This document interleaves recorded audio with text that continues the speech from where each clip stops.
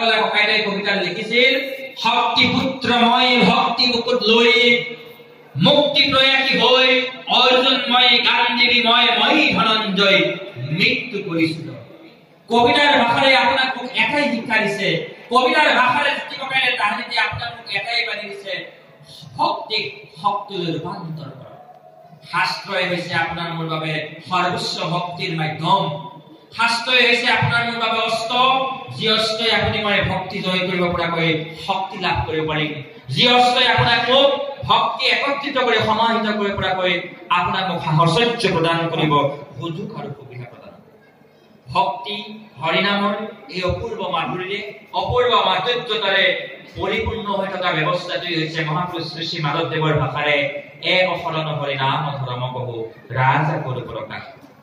কলিৰ যুগত আপোনাৰ দৰে আপোনাৰ মোৰ এই সময়খিনিত আপুনি মই নিজক প্ৰতিষ্ঠা কৰিবৰ বাবে, প্ৰতিষ্ঠা মানে সমাজত ডাঙৰ মানুহ হৈ হোৱা প্ৰতিষ্ঠা, নামৰ পিছত কেইটামান ডিগ্ৰী, নাম ঘৰৰ সন্মুখত এখন চাইবোৰ্ড, এখন দামী গাড়ী, এটা দামী ঘৰ, এই প্ৰতিষ্ঠা ভক্তিৰ অপ্ৰয়োজনীয় নহয়নে দেউতা? ভক্তিৰ প্ৰয়োজনীয় প্ৰতিষ্ঠাটোই হৈছে আপোনাৰ গাঁৱৰ প্ৰত্যেকজন ব্যক্তিৰ হৃদয়ত আপোনাৰ নাম আৰু ছবিটো যাতে নিকট কপিকৈ থাপি থৈ যায়। আপোনাৰ ফেচবুকৰ 5000 বন্ধু হোৱাটোই আপুনি শ্ৰেষ্ঠ হোৱা নুবুজায়। আপোনাৰ ইনষ্টাগ্ৰামত আজিকালি আমাৰ কলে কথা লাগে কথা নকৰো নোৱাৰ আমাৰ মুখ যে ফটা বেয়া চাই নাপাব। আজিকালি আমাৰ নতুন নতুন বোৱাৰী বিলাকৰ এটা প্ৰতিযোগিতা চলিছে। কি প্ৰতিযোগিতা? নিজৰ স্বামীক ভাল পোৱাৰ প্ৰতিযোগিতা নহয়, নিজৰ শহুৰ শাহুৰক সেৱা কৰাৰ প্ৰতিযোগিতা নহয়, নিজৰ সন্তানকেইটাক ডাঙৰ মানুহ বনোৱাৰ প্ৰতিযোগিতা নহয়। কিহৰ প্ৰতিযোগিতা?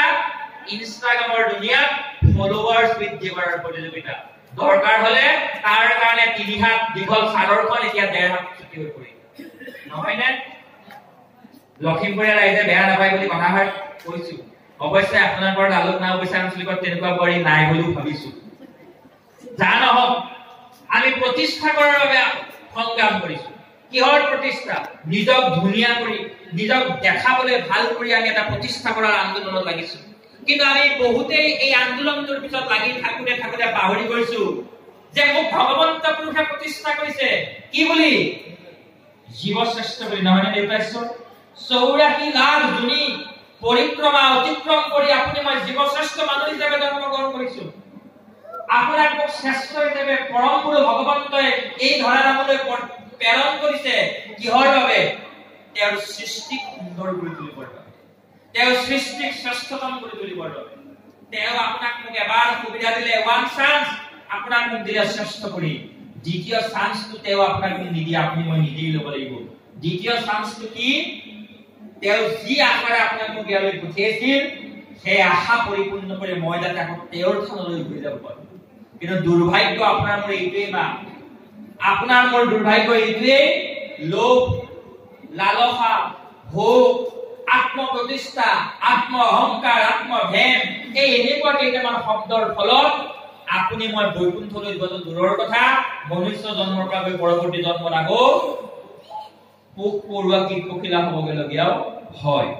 এই আকৌ যাতে আপুনি মই এই ভুল অংকটো নকৰো জীৱনৰ, এই জীৱনৰ ভুল অংকটোৰ পৰা যাতে আপুনি মই হাত সাৰি থাকিব পাৰো, তাৰ বাবে শ্ৰীমন্ত শংকৰদেৱ সংঘই প্ৰতিনিয়ত কচৰৎ কৰি আছে।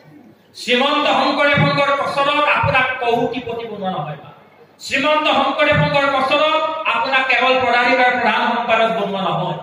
শ্ৰীমন্ত শংকৰদেৱ সংঘৰ কচৰৎ আপোনাক কোনোবা এখন মুকলি সভাৰ নিৰ্দিষ্ট বক্তা ভাগৱত ব্যাখ্যাকাৰক নামাচাৰ্য বনোৱাৰ কচৰৎ নহয়। শ্ৰীমন্ত শংকৰদেৱ সংঘৰ কচৰৎ এইটোৱেই, জীৱশ্ৰেষ্ঠ হিচাপে পৰমেশ্বৰে পঠিয়াই দিয়া প্ৰতিটো জীৱক আকৌ যাতে বৈকুণ্ঠপতিৰ কাষলৈ ঘূৰাই পঠিয়াব পৰা যায়। যিসকল জীৱৰ পিছে পিছে পাচুবিধ মুক্তিয়ে যাতে তুতি কৰি ফুৰে, মুকলয়া বাপ মুকলয়া বাপ নহয়নে মাসকল? এয়াই হৈছে আমাৰ দৃষ্টিত ধৰ্ম, এয়াই হৈছে সৰল সহজ ভাৱেৰে আমাৰ বাবে মূল কৰ্তব্য আৰু দায়িত্ব আৰু আমাৰ জীৱনৰ বাবে মূল লক্ষ্য আছে নহয় না মাসকল?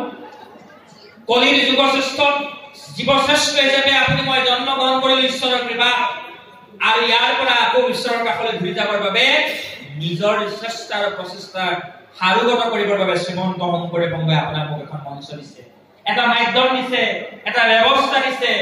আমি যেতিয়া সৰু আছিলো দেউতাই কোলাতে আমাক খুৱাইছিলে, শংকৰ গুৰু আমাৰে, মাধৱ গুৰু আমাৰে, লুকাই আছা দেখা নেদা লুকাই আছা দেখা নেদা মণিকূটৰ ভিতৰে শংকৰ গুৰু আমাৰে